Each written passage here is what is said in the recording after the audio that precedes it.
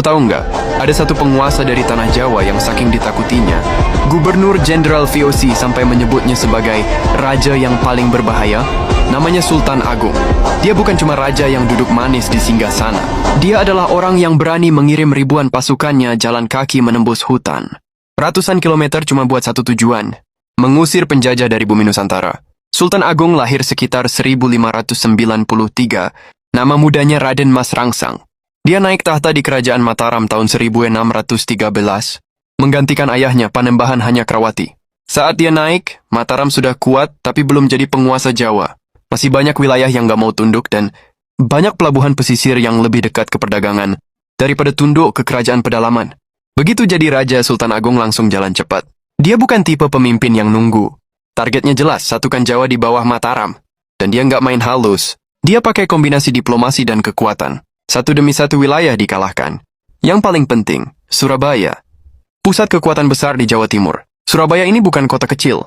Ini pusat perdagangan, punya armada, punya jaringan, dan punya sekutu. Tapi Sultan Agung sabar. Dia nggak langsung serbu frontal. Dia pakai strategi panjang. Memutus jalur bantuan, menekan sekutu-sekutunya, menguras kekuatan mereka pelan-pelan. Setelah perang bertahun-tahun, Surabaya akhirnya jatuh sekitar 1625. Ini momen besar. Setelah itu, Mataram jadi kekuatan dominan di Jawa. Tapi Sultan Agung nggak berhenti. Dia melihat ancaman baru yang jauh lebih berbahaya daripada kerajaan-kerajaan Jawa. VOC Belanda di Batavia sekarang, Jakarta. VOC bukan kerajaan lokal yang bisa diajak kompromi. VOC itu perusahaan dagang yang memiliki pasukan. Mereka punya meriam, kapal, benteng, dan uang. Sultan Agung sadar, kalau VOC dibiarkan, mereka bakal menguasai perdagangan dan pelan-pelan mengendalikan Jawa. Maka dia ambil keputusan besar. Batavia harus dikalahkan.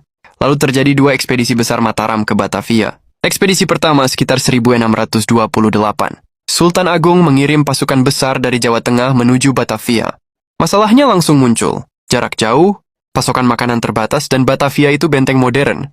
VOC bisa bertahan karena punya gudang, meriam, dan kapal yang bisa mendatangkan bantuan lewat laut. Pasukan Mataram sempat menekan tapi gagal menembus pertahanan. Banyak yang jatuh, penyakit mulai menyebar, dan pasokan menipis. Ekspedisi itu gagal. Sultan Agung tidak menyerah. Tahun berikutnya, 1629, dia kirim ekspedisi kedua ini lebih besar dan lebih serius. Dia bahkan berusaha memutus suplai VOC.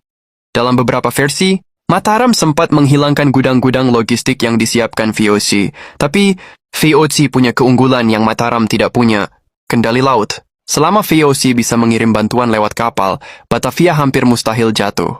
Akhirnya ekspedisi kedua juga gagal. Dan kegagalannya lebih pahit